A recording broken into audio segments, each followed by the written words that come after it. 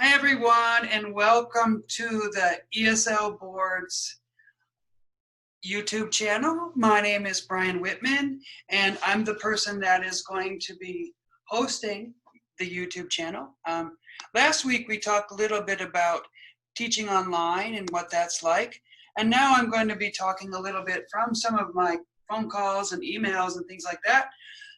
A lot of new people who hasn't actually taught overseas before or taught online, they ask a lot of questions about how can I get a job teaching abroad.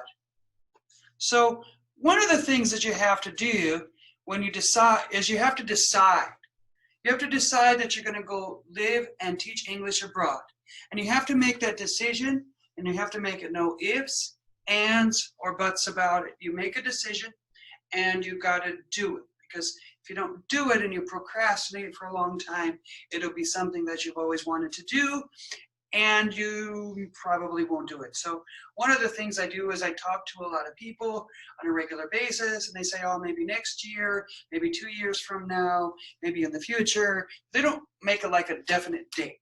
So I do think that making a definite date is a really, really, really good idea. Another thing that you may want to consider is, where do you want to go?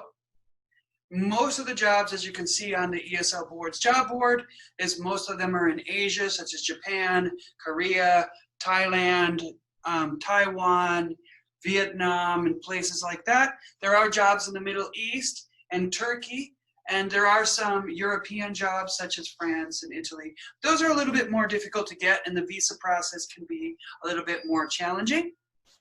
Another question that they might ask is, you kind of sort of need to go to school for this. You got to make sure that you have the right stuff. Like most places require to have a bachelor's degree from the country you're from.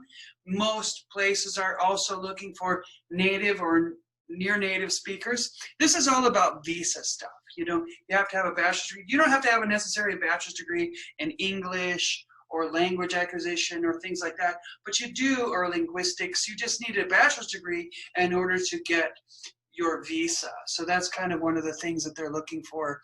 Another one is, maybe you might want to think about getting some kind of TESOL or TEFL. As you know, I run TESOL Training International, so you can go through us, or you could go through maybe another possible school, but we also run specials on discount study abroad, but I definitely would kind of sort of think about that. As well as another thing that many people ask is, you kind of need to balance your checkbook. Kind of think about, what are some things that I need to pay while I'm living abroad? For example, you might have student loans, you might have credit cards. Unfortunately, those aren't going away.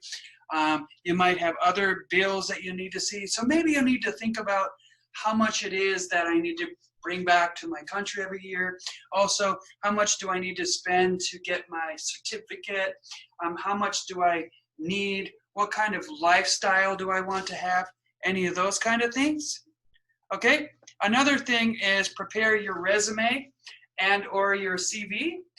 Your resume is a little bit different than in the United States. I don't know what they look like in America, or what they look like in England or the UK or Ireland or these places. But I know in the US, we really don't put pictures on a resume. So it might be nice if, usually they ask you to put a picture. I recommend that the picture looks professional. Collared shirts, let's see, like a light blue shirt unbuttoned. You don't necessarily need to wear a tie. Ladies, you need to look professional. I always say look like a bank employee. So I think those things could work very well. Light blue, maybe white is possible. Okay? So next one is contact schools. So if you go through our job board, contact the schools, ask them what they're looking for, and look at the job requirements and things like that, and apply. Because you're not going to actually get any positions unless you actually do apply. Okay? The next one is, find a place to live. Some schools will find a place to live. Some schools will have housing, and some schools won't have housing. So maybe you'll need to find some places to live.